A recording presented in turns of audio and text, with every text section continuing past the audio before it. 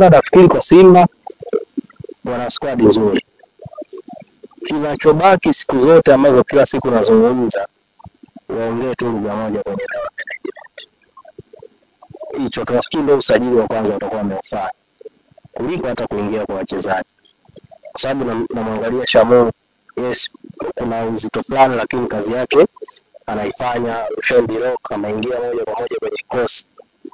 Mpanzu, unaona Moise Abraham, unaona Kid Dennis, unaona Simba wana wachezaji ambao ukigusa mchezaji mmoja mmoja kuna quality ipo pale, namna ya kuwa organized.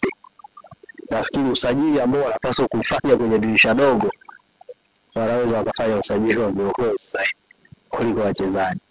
Yes. Yes, wanafanya kazi nzuri sana. No doubt yani. Tofauti wa Simba na Yanga ni kwamba Yanga anaanza kufanikiwa kwenye eneo la organization, kwa maana kwamba kocha anaanza kutengeneza wachezaji wake kuanza kumpa kile anachokitaka, huku Simba viongozi wakiwa haribu kile kinachotakiwa kwa mwalimu. Kutoka kwa nyama kimataifa ya Afrika Kusini inachagiza bila haja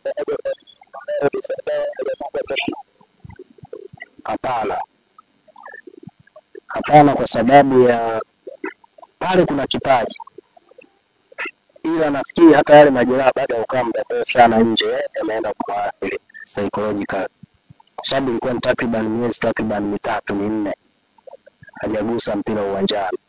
Amerudi kwenye michuano ya CHAN ambapo ndio kidogo umekuja kuona anaanza kuimprove. Anasajiliwa na Fadlu Davis. Fadlu Davis anaondoka, ambaye pengine ndio angeanza kutengeneza kumrudisha kwenye hali yake. Anakuja Dimitri Pantev.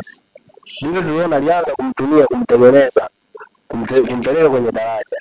Dimitri anafanyaje? Anaondoka. Sasa kocha atakayekuja atampenda au ukiuliza wana Simba wenyewe wanakwambia hata matokeo yenyewe hakizi, ndio? Yani kuna changamoto ambayo wapo nayo. Nafikiri kwangu mimi kwenye issue ya wachezaji ni sio bongo.